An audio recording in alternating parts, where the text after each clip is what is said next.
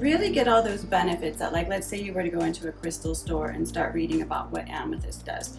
You're going to find it says all kinds of things about the crown chakra, about working with your spirituality, about transformation, about higher wisdom, divinity, helping you sleep, probably a number of other things. But all of those things are not going to be as accessible to you as they are when you work with it in essence form.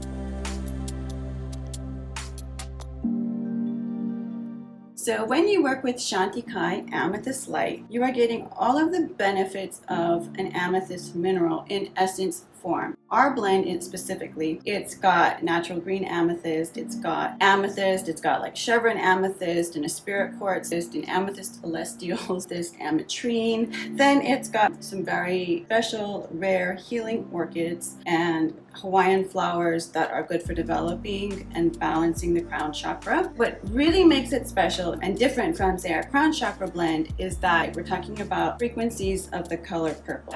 It's synergized so that you assimilate it more quickly. Color is the simplest way for your subconscious to assimilate energy.